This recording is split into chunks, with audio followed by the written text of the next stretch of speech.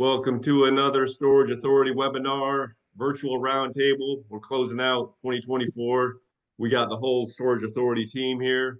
We thought we'd have a little fun this time and talk about all the, massive failures or blunders we've saw and, serious at the time, but we can look back and how we corrected it and, have a laugh at it now. But, we'll quickly go around and introduce the team here, 70 years plus of experience. We got Josh Parker, Director of Technology. We got Kevin Harless, our Franchise Development Director, and Marc Goodin, CEO. So really, we're here to answer your guys' questions, and we're going to share a lot of our stories as well. So just before we get going, you fellas have anything that's really hot on your mind that, you got our ears for 45 minutes that we can really answer for you? Yeah, there's a lot of questions that I have. I'd love to see your guys' biggest pain points, especially if you guys are franchising and standardizing lighting and ancillary products, and just everything else along that line. But I'll let you guys jump into it, and because I've never done one of these before, I don't know if Sean's done one of these, and then we'll just get going. And if I got questions, I'll jump in and continue the conversation from there. Awesome. Yeah, so we're just gonna share some stories of all the years that we hit some painful downturns or whatnot. So I'm gonna pitch it over to Kevin and he'll get us rolling, and we'll just kind of round robin and share some stories. And feel free to jump in, fellas. Cool, thank you. Well, good morning, everybody. I'm Kevin Harless. I've been in the self-storage industry for almost 15 years now. I feel like I've seen it all, but every other day I see something brand new. So I'm not going to say that. Ultimately, Mark asked us to get on here and kind of share a construction or a development faux pas that we ran into. And this one's a little bit different because it's not necessarily from a ground up construction. I actually bought with U-Haul Company about 10 years ago an existing 80,000 square foot building. And when we purchased the building, we purchased it, we started looking at it in March. We purchased it in June. And when we were doing due diligence, U-Haul kind of uses us in the field to do due diligence. And I had some, prior construction background. So this particular building had a brand new roof put on it. And so went up there, checked it out, EPD on that roof, fantastic. Everything looked great. No problems at all. So we get back, go to the city, get approvals, start developing the inside. And in Texas, of course, it doesn't rain until late September, October. So we're in the middle of construction on the inside of this building. And all of a sudden we get a hurricane come in that drops a ton of rain. We don't get hurricane winds and stuff in Dallas where I'm at, but we get a lot of the rain off of it, and just dumped a ton of rain. And so I get a call at 5:45 in the morning from the construction crew that's showing up on site. Kevin, we got a huge problem. Okay, well, what's the problem? Well, we got a hole in the roof. And I'm thinking, okay, we got a hole in the roof, a little hole, no big deal.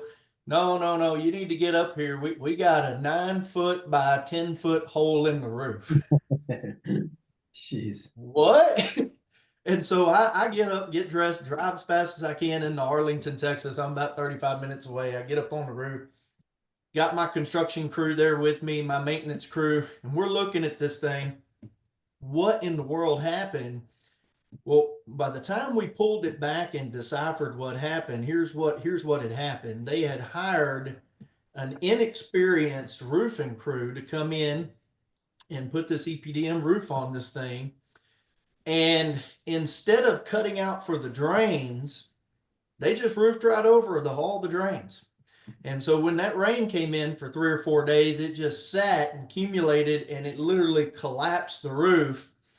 And, the ultimate thing that ended up happening, thank God it was before we had that thing built, because we didn't have any customer goods in it. I mean, we had a ton of water, and I mean, you can just imagine the mess the construction crew had to deal with. But it taught me that, don't take anything for granted. I got up on that roof. I saw a brand new roof, great, beautiful construction. Everything looked wonderful. Everything looked great. in my mind, not one time did I think, where are the drains? And so from that point on, I went and made a checklist for roofs. And anytime I get up on a roof, I go diligently check by check by check by check through that checklist, whether it's a shingle roof, EPDMI, standing seam, whatever kind of roof you want it to be. I've got a checklist for it because I never want that to happen again. It only cost us $40,000 to fix it. The CEO threatened to take it out of my salary, which I'm glad he didn't. But at the end of the day, it taught me a lesson. You've got to be diligent. You've got to know what you're looking at. And sometimes it's always good to have a second set of eyes, because maybe if I'd have had one of my maintenance guys go up there, they would have noticed that, hey, there's no drains on this roof. And we could have solved a big problem before it ever started. Nice. Cool. 40,000 only. That's a lot of money, Kevin. Well, 40 because I'm the one who fixed it. So if I'd have probably hired somebody outside, it'd probably cost 100 to 120. So. All right, I'll jump in. I got more operations type of failures to share. I've been in the industry since 2009 with Storage Authority since the end of 2016. But before Storage Authority, I was in senior management, 14 facility portfolio. And one of the new builds that we had open, it's exciting. You got a new facility, you've been marketing, and you're working hand in hand with your GC, and when you're going to get your certificate of occupancy so you can start leasing units. So, we're doing all this pre-marketing. We got this avalanche of move-ins, and we got this hard date now where we can start all of our reservations. And you're sure I can move in on this date? Absolutely, absolutely. Well, you should know better. In construction, you always get that certificate of occupancy date pushed back. So, here we are with a ton of reservations, and now they rented trucks and ready to move in. And we were going to slide a couple in beforehand. We literally had the fire marshal there at a 26-foot truck showing up. I'm sitting there doing this to the guy. So luckily for us, though, because we wanted to make it right with the customers. We had another facility nearby. We were literally calling our competitors too, just to make these customers happy. But really, the moral of the story is, you can't really, when you have a new build as exciting as it is to start leasing it up, you can't guarantee that move-in date till you know for sure you have that certificate of occupancy in hand. You'll be less stressed. Your customers will be happy. It's gonna happen whether it's a week from now or a month from now. But you just can't go in and start promising your customers dates on a new build. As much as we want that avalanche of rentals coming in, you got to do it in a timely manner. So lesson learned. You can't hard predict when you can tell your new customers to move in until you got that certificate of occupancy. Awesome. All right, I'll jump in. Hop in, Josh. Yeah. So this wasn't my fail. It's a fail that I was fortunate enough to benefit from with someone else's fail. So I'm up here in Connecticut, and I oversee a couple of facilities here. And we had a facility the next town over. It's probably the closest to us distance-wise. And it was a brand new facility a few years ago, really impressive looking from the outside, nice and shiny and clean. But they built in a floodplain. And sure enough, about 2 years after they built, had a massive storm come in, flooded out about 80 of their units, including their office space. So we had a bunch of their customers calling us saying, hey, are you guys flooded out, or can we move in? And so we ended up benefiting and getting a bunch of their customers renting with us. But the fail didn't stop there. Fast forward another 2 years after the flood, and I happened to be out that direction and stopped in just to check it out and do a little secret shopping of my own, check out the competitor. And I walked into the office, and I couldn't believe that the flooring and the walls and everything in their office space 2 years after the flood still were not repaired. So they had cardboard pieces of cardboard on the concrete floor, on the sticky residue where they had taken up the damaged carpet for customers to walk across in this little cardboard path to the desk. The walls were stained, water stains, about 12 to 18 inches up the bottom of the drywall. And it just looked a mess. And I couldn't believe it. 2 years later, they still hadn't repaired it. And then I asked the manager about it, and she said, "Oh yeah, we had a flood a while back."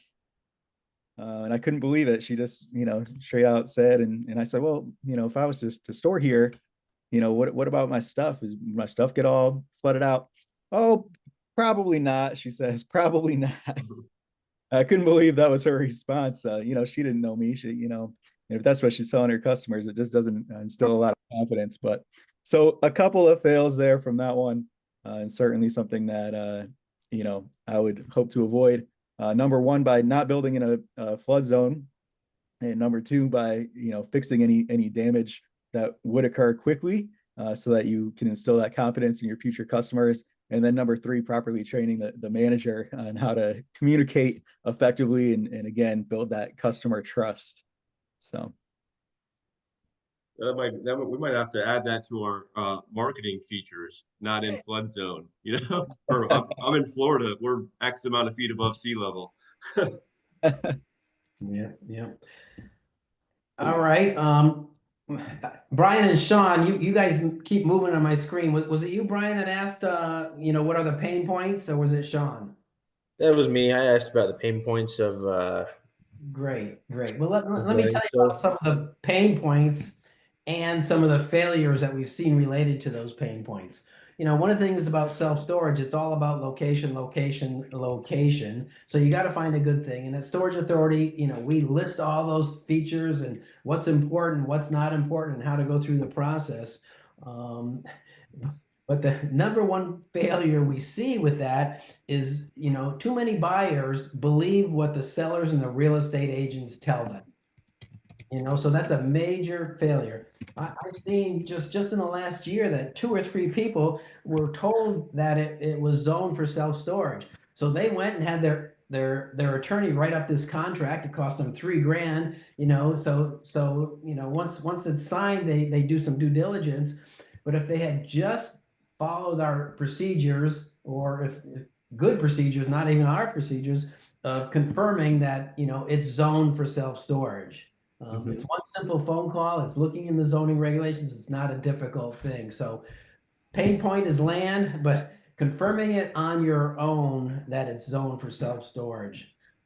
Another pain point for land is how much of that land is usable. The engineer, not the engineer, again, the sellers and the agent will say, "Oh, 5 acres. Yeah, it all looks good to me." And next thing you know, only 2 acres is usable because the rest is wetlands, or there's a big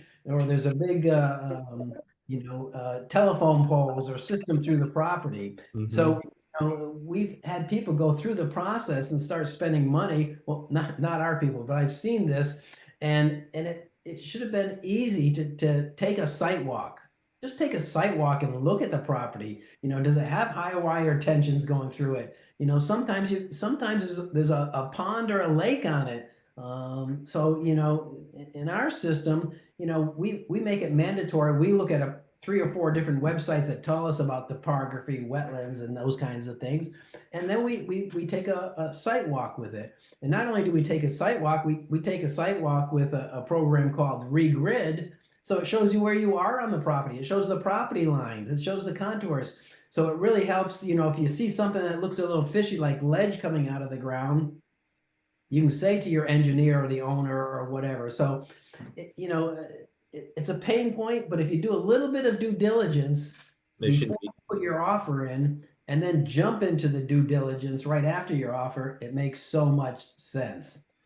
So when you guys are expanding, do you guys go through engineers or engineering firms or architects, or what's your guys' process on that? Yeah, and when as part of, once you find the land, we'll help you find the land. We actually give you the criteria. We review every piece of property with you. We help you find the demand and all the important things. And then once it's a good piece of property, we help you write up a letter of intent so that you can give that to the owner. And then if they accept that, then you can move forward with design. Typically, we don't buy the property until we have approval by the zone planning and zoning commissions and the local staff. So, we help you with that, but you are actually going to hire a local civil engineer. You don't want to hire a civil engineer from Connecticut if you're in Salt Lake City. You're going to hire one right there in Salt Lake City, but we help you find, there's multiple ways of finding a good one. Architect, it doesn't always have to be from your hometown. You're not going to have a hometown architect necessarily that's an expert in self-storage, but you do need a self-storage that is an expert. Kevin and I just had a meeting this morning with one of our franchises in Albuquerque, New Mexico. His architect, his engineer was on board, and they're just starting the design process. We had actually submitted to them, maybe a dozen pages with 200 concepts that we wanted to make sure that were incorporated into the site plan and into the building plans. So we're part of that team to make everything go smoothly, go better, and is efficient and save you time and money. But again, it's done with, you actually hire them and go through that design process. You can buy a facility, but the advantages of building is it costs a heck of a lot less, and you make a heck of a lot more profit.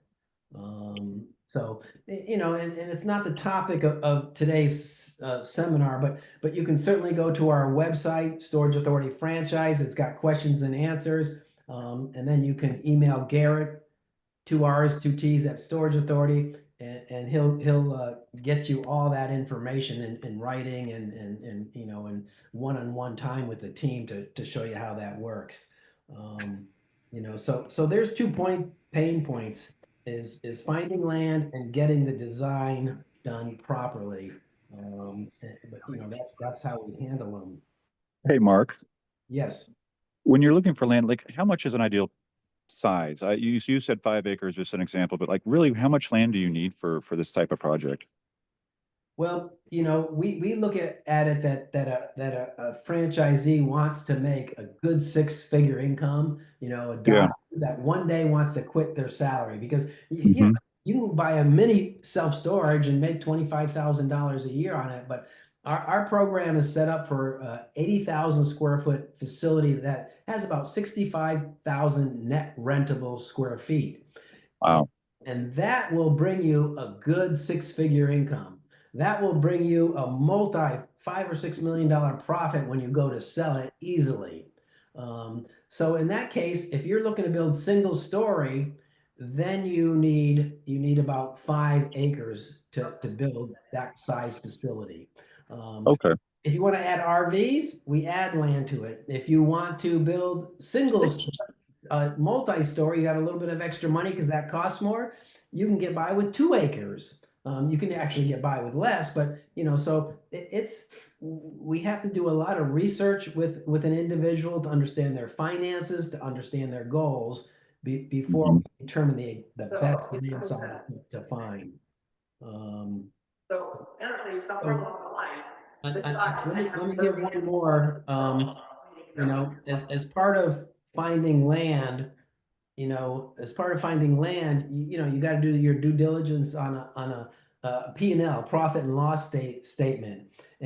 And I've seen so many people make offers on properties based upon a P&L, based upon the construction costs that a contractor gave them. So here's the failure. If you get a price from a contractor where you don't have plans, it's inevitably going to be $10 to $20 off a square foot. Okay. Kevin and I were just on this on meeting with a contractor today, and he says, "Oh yeah, we just do a couple of cameras near each door." But if somebody goes inside, man doors, not each self-store. But if somebody goes inside and walks down, and robs a unit, if there's no cameras, you can't catch it. So there's a lot of things that add $1 a square foot or subtract $1 a square foot. And so we have all those things discussions early on, and if we want to get a price, it's a good idea to get a price from a local contractor early on, but we make a list we want to include signage because they don't normally include signage. We want to include cameras. They don't normally include that. Is there going to be a sprinkler system or not? There's a lot of things that can turn into failures. Okay. Because it's not known early on. So if you're going to get a price by a contractor, make sure you have a detailed list. If you need a list, that's probably something Kevin, you and I should probably make up. We're always telling that verbally to our franchisees. What, if you're going to get some prices from contractors, here's a list of things to remind them. An office, we put a kiosk in every one of our units in a vestibule so people can rent after hours, or if there's somebody in line before them and they're in a rush, or they just don't like working with people, they want to be hands-free, but putting that service in makes us a ton of money, but it costs more during construction. To buy that kiosk is $13,000 or $14,000, a couple thousand to install it, a couple thousand for the vestibule. So those are the kind of things that contractors don't put in. I mean, we put a 10 by 20 show unit right in our office so we can show people the unit, but that costs money to put in there. So it's not included in off the street pricing.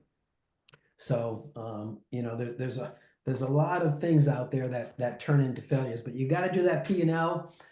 So you got to have an idea of what makes your facility different, what the size of it is, because price per square foot for 100,000 square foot is a lot different than the price per square foot for 25,000 square foot.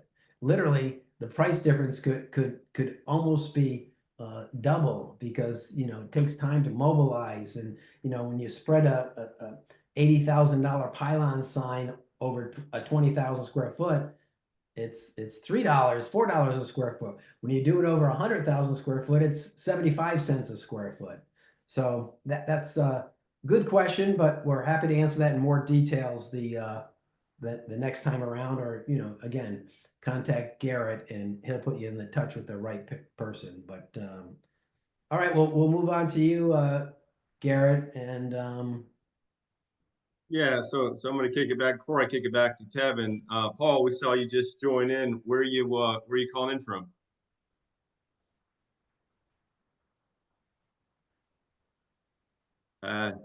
Might be on mute, stepped away from the computer. So I'll throw it over to you then, Kevin. Oh, you're on mute. You're on mute, Kevin. Yes. Sorry, I accidentally hit the button, guys. Yeah, I've had a lot of same things happen that's gone on, that Mark's got going on with operations and construction coming through. One of the things I would say that was a faux pas that I have made in the past is certainly not going in and doing the due diligence in the area to see what my clientele was when I hired in the area. You want to make sure that we go in, and we're hiring people that match the facility, that can go in and directly correlate to folks in the area so they will like it. I'll give you a specific example. In U-Haul, I hired a gentleman to run 1,100 room unit storage facility. And we put him in there for the first 3 or 4 months, and he just wasn't renting a lot of rooms. But we hired him because he was a good guy at renting trucks and trailers. He could put on hitches. He could do all these things. But he couldn't rent storage, and we just couldn't figure it out. So I went in there and watched him and worked with him several times. And I just figured out, somebody would walk in and he would go, "You want a storage room?" That doesn't meld to the community. So, I looked at him one day and I sat him down, and his name was Mark. And I said, "Mark, tell me what you think we need here." He's like, "Well, man, people love me, people do that, but I just can't rent these storage rooms." And he's a rough and tough guy. So I said, what if we go out and hire a couple of really nice, articulate females to work in this? And it doesn't always have to be a female, but I noticed he didn't have any female staff at the location. So let's hire a couple females to put behind the desk and see what happens. We did. We went out and hired 2 wonderful. One was an older, I wouldn't say older. She was my age, 45, 50 years old. And one was a younger, nice young lady, and she was in her 20s. And we hired those young ladies, and they came in, and when the customers come in, they would talk to them about their families and, talk to them about all the things going on in the world. And then all of a sudden you saw that self-storage facility shoot up. I mean, the net adds to the storage facility were 30 to 35 a month more than what Paul and his staff was doing before. So, one of the things I learned from that real quickly, and that was real early on in my tenure, is, make sure that you have people renting self-storage that people want to rent self-storage from. Somebody may be a great operations manager. They may not be able to rent a storage room. They may be somebody who can take care of the facility like they're second to none. They may be maintenance kings or queens, but they can't rent a storage room. And in our business, it's all about renting storage rooms. So that's one thing that I learned early on that's really helped me out, that I made some faux pas on early on. Nice. Yep, your managers are the face of the franchise. They're running a multi-million-dollar real estate asset. They gotta know how to deal with people and rent units. To that, I'll jump back in and I'll talk about one of our actually owners in New Jersey.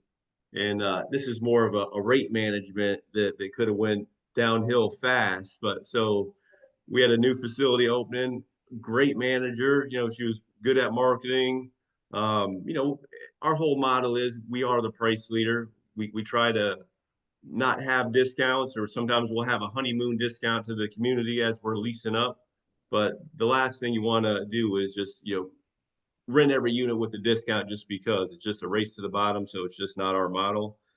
So, we were coaching up the manager and saying, hey, if you can rent a unit without a discount, you're doing awesome. But we put some, half off first month, or, 20% off discounts in the computer so she could use them. But we also, this is the owners of the facilities, it's their business. It's, we have the models and the systems, but they have the final call, and he wanted to give a little more flexibility to his manager.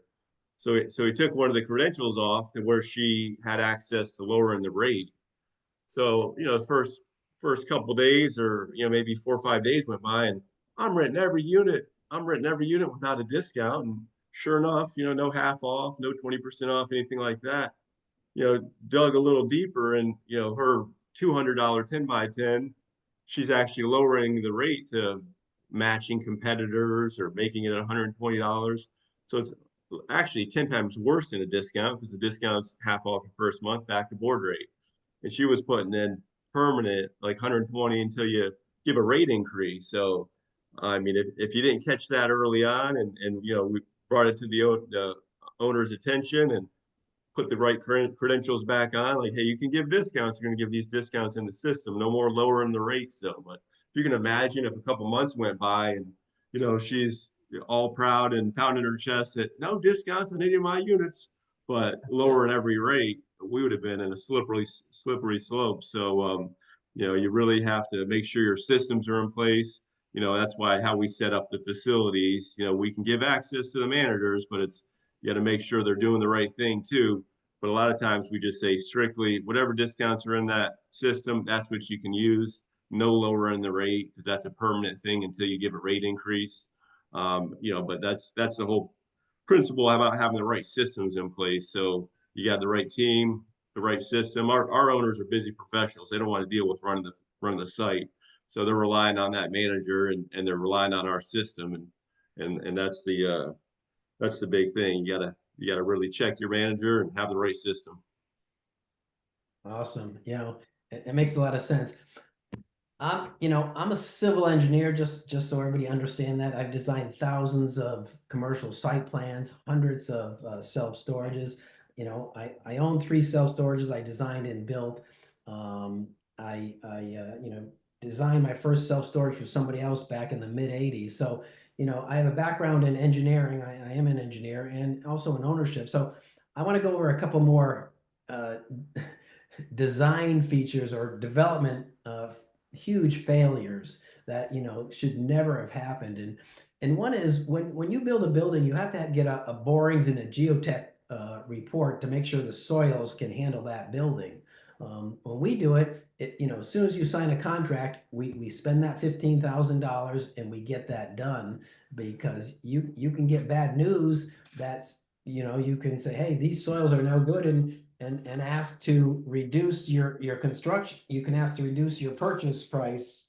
And, you know, so we had one guy that I saw that he did his geotech at the end of the project.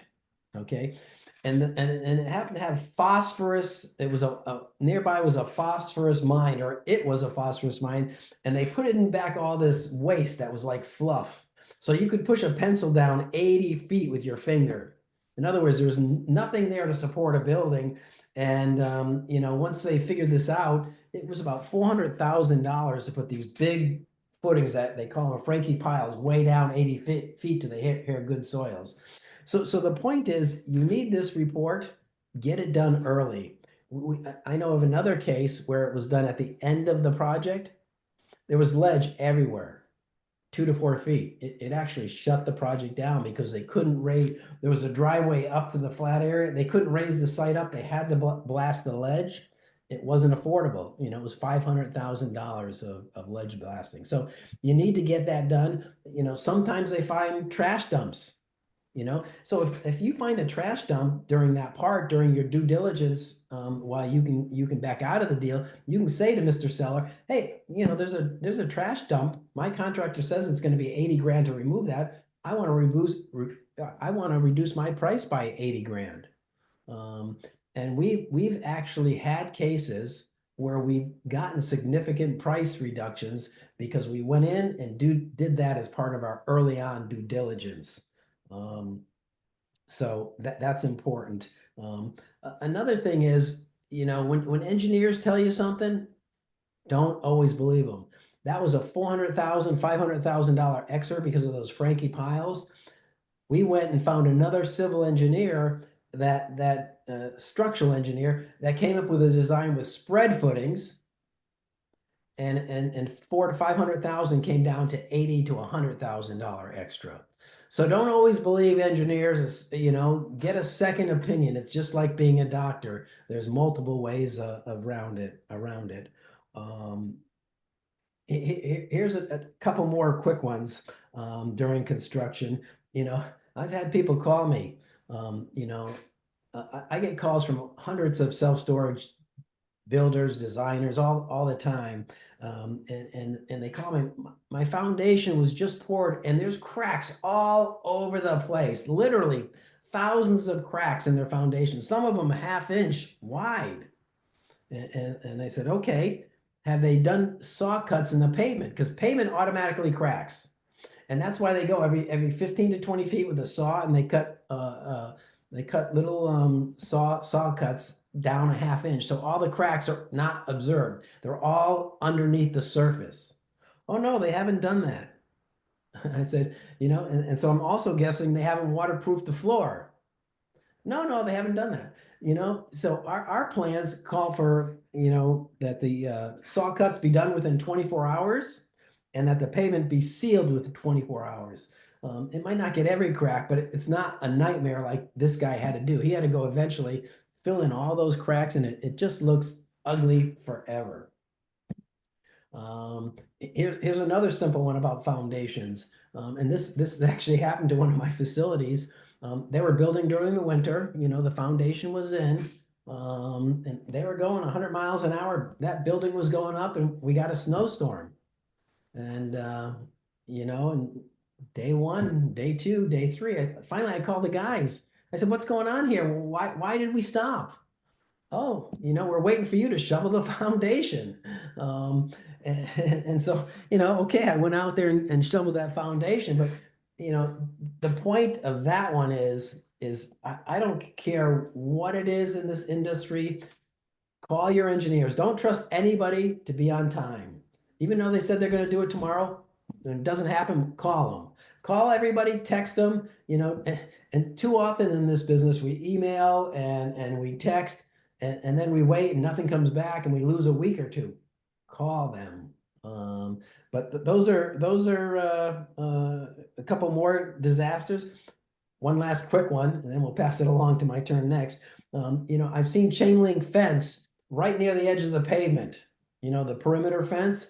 And first, if it feels encroaching when you're driving, but second, if you're in New England and you have snow and your chain link fence is not 10 or 15 feet away, every single winter, that thing will get knocked down by snow.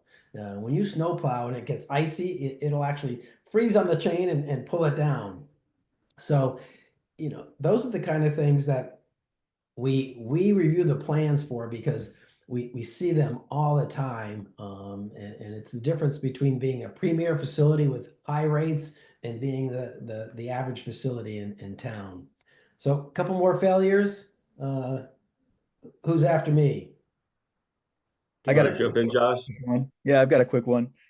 And actually, I got another one that relates to what you just talked about, Mark, with the snow and the where to push it and the chain link fence being too close. But another one that I've seen happen is, we've got a site that's got RV parking all around the perimeter, and every so many, spaces, we've got a couple of spaces marked off in our system, and they're snow spots. And so they're designated spots for a place where the plow has a straight shot to push that snow, so he doesn't have to turn. And every time a snow plow turns, they risk hitting your building. So having those spots at the end of those straight shots, so the plow doesn't have to turn, is key. But what can happen, and I've seen it happen, is you get a manager that is talking to a customer, and the customer wants that spot.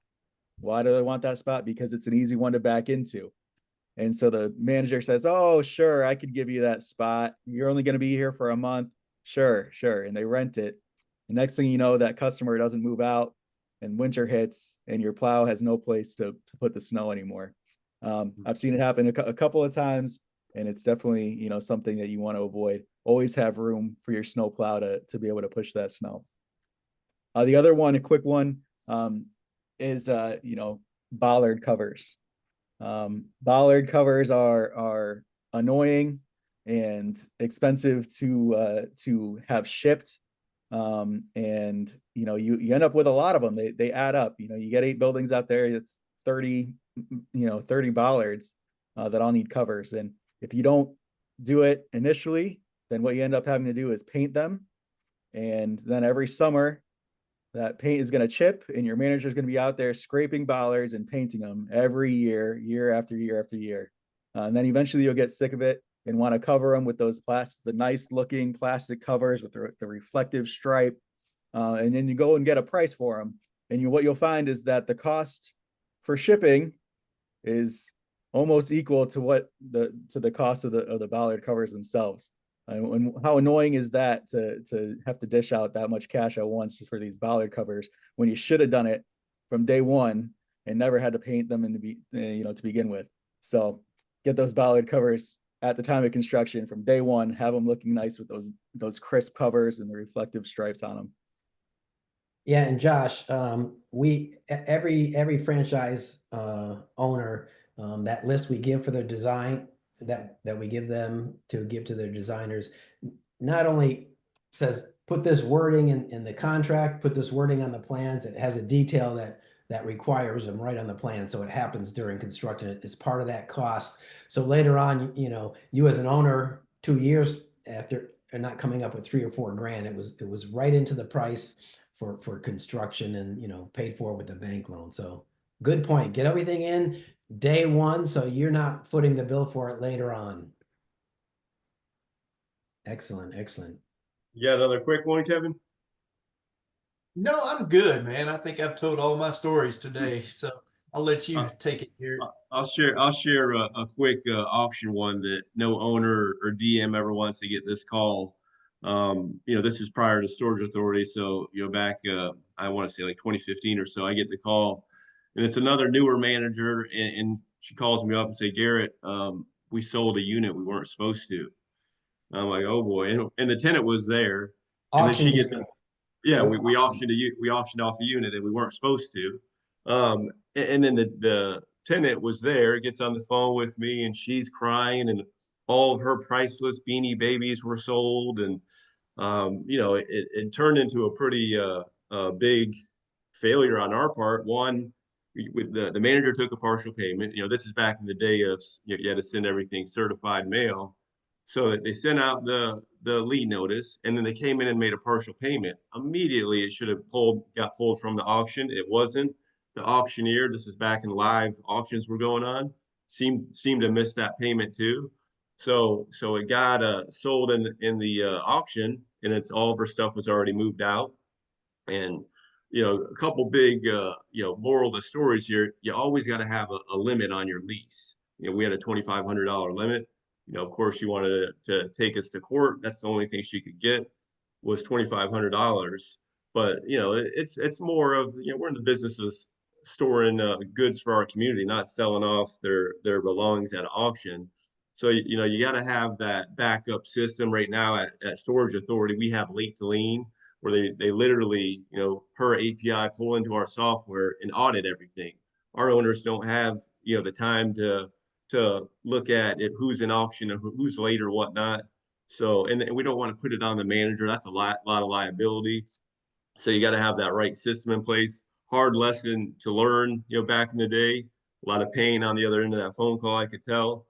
So, that's why we use late to lien, and it's an attorney pulls into the software, make sure all the T's are crossed, I's are dotted, and everybody's worry free. Awesome. Hey, I saw Paul. You asked the question: Are we in Houston, Texas? Absolutely, and in fact, Kevin is from Texas. So outside of this call, you do want to get in touch with Kevin.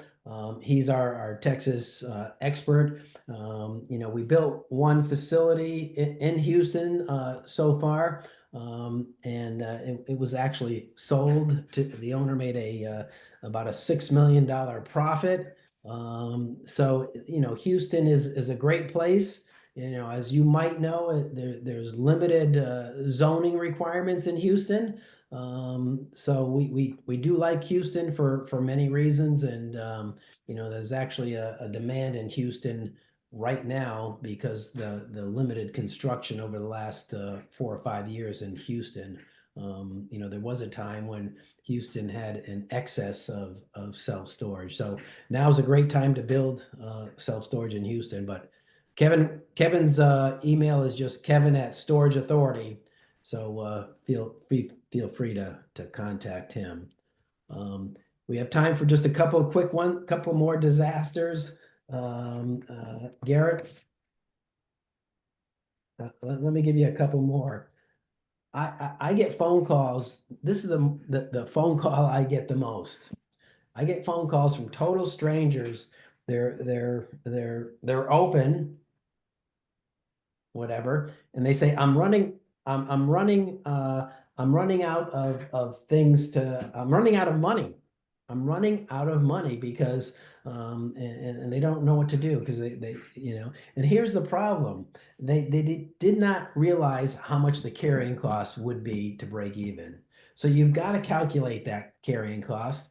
And there's an assumption you're making in there. There's an assumption that you're gonna rent up to break even in so many months.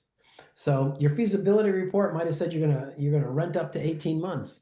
A lot of times we get a feasibility report. It says 18 months to break even, and we rent up in a month. But sometimes they don't get feasibility reports, and sometimes it takes longer. So you've got to look at not only what the best case, the average case, and the worst case. And it's not a lot of money, but if it's going to take an extra 100,000 to break even, it might be a lot of money after you just spent $2 million. So you've got to look at how much you need to break even in the best and worst case scenarios, and how to have part of our platform is sales and marketing. Josh and Garrett is working with Rick in New Jersey. He's going to open late spring, and so they're already working on his marketing plan. They're already working is getting his website up early, getting his social marketing going. So when it gets close, he can kick off that marketing, have a line of people waiting to get in, so he can reduce his time to rent up because there's a lot of profit. And he took it a step further. It's a great design feature. If as you're building your facility, if the town will let you get a temporary CO to open your office building early, if you can get that done earlier. And in this town, they said they would do that. So, it's a 12 months construction, but it's only a 6-month construction to get that first building done. He's building around 90,000 square feet. So make sure you've got the cash, and we've got the calculators, we've got the program to do that. And, that's a neat part of our system. We have that for when you first are figuring out the construction costs, and then we have it for you as you ramp up your system. Let's see, another, here's a good one, a couple of good ones. We had a roof put on backwards. We got a call, the project's about done 90%, and it's raining inside the buildings because we had a rainstorm in Florida. And sure enough, the roof was put on backwards. And that happened, they actually changed installers for an unknown installer, erector, without any history of background. So, the lowest bid is not always the best bid. But also, during construction, you've got to have inspection outside of the contractor, whether you can do it yourself. Some of our guys, everybody, if not, you've got to hire somebody, because that should have never happened. If anything, it would have been easily viewed. If I had just walked by it, I would have seen it. So you got to have somebody doing inspection outside of the contractor during construction. Here's my last one, and it's just because it's not so funny. Our facilities are run by one person, one manager. And if you put all my self-storage together and you counted the years, I've been in business, that would be 45 years for a single facility. We've been robbed a couple of times by the managers. And you cannot help that. The point is, you got to stop it early on. And it's easy to stop early on if you know what you're doing. And I'm going to tell you what you can do, so you can stop that theft. But here's a couple of them. Usually you have, a lot of times what they steal is cash. So we have reports of how much cash comes in every month, and we this facility had 5,000 cash a month. The rest was credit cards. 5,000, you could count on it. It was 5,000 plus or minus 500. And then it went down that 500. And the next month it went down the next month to 4,000 cash, So at that point, you go into the office and you take a look at all the you just open the files that had cash transactions, just go right through them, and then compare that to the bank deposits. And lo and behold, you can see, hey, they took in cash and it didn't go in the bank. These guys are not always so sophisticated. So, you got to look at that. Another way is to take a look at the variance report. If they're giving discounts to anybody, if they're doing anything out of the ordinary, eliminating any fee, cutting it in half, that variance report comes up from your management report. And then you can go in and check that variance and make sure it's kosher. We actually had one manager got one of those little PayPal cards. His name was the same name with the number 1 as our facility. When people came in to pay with their credit card, he swiped it on his little machine and it went into his PayPal account. Okay. And the way we caught that is looking at the variance report that, all these people, had gaps of 2 or 3 months in their rental. Okay, I'm gonna rent today, but I'm gonna let them move in for 6 months. So what he was doing is giving people super big specials. If they rented today, paid for 2 or 3 months cash, or credit card, putting it through his account. And once that 2 or 3 months was over, because he put it in the computer as a reservation for 3 months out against the rules. So you have to recognize, why are we renting 3 months out? We only take reservations for 2 weeks, and stop that quickly. But by the time we caught him, it was a felon. It was over $5,000, and we reported him, and sure enough, he was sent to jail. So a couple of things: check those variance reports. Way back in the day, we didn't do background checks, and I had this manager I was about to hire. She was great. She worked at a car dealership, and I said, okay, the last step is a management. I'm going to do a background check. And she said, great. She called me back 2 hours later. I just want to tell you, I did steal, $6,000 from the car dealership, and, they weren't treating me right, and, this and that. Obviously I didn't hire her, but do background checks. You don't want to hire a felon. You don't want to hire somebody. And Garrett told me this one story. They did a background check, and then somebody came in. I think like day one, he was starting to steal from you, Garrett. Is that right? A couple different instances. One we only did background check in Florida. He was a wanted fugitive in Minnesota. They actually came and arrested him at our site and extradited him. So background check, multi-states, lesson learned. Yeah, do a background check. What's $100 for a background check? Do it. Yeah. So anyways, that's some great information. If you want to learn more, my email is marc, at Storage Authority. We can send you out literature. You can check out the FAQs. We're just here to help. If franchising is not right for you, we've got some great material that I'm sure is going to give you a head start anyways. If you send us an email, we've got a publication that's is self-storage your vehicle to wealth. It's going to tell the pros and cons. You want a copy of that, Garrett can get it for you. If you got any concerns or questions, we're happy to answer them. Any questions from you guys before we sign off? No, I think that's good. Thank you. Thank you, everyone. All right. Enjoy the rest of your day. Any last questions, Paul, or anybody else?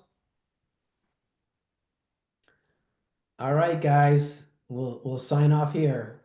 All right, I'm going to stop recording. You guys have enjoy the holiday season. Merry Christmas, and we'll see you in 2025. It's going to be a great year. Cool. Thank you, guys.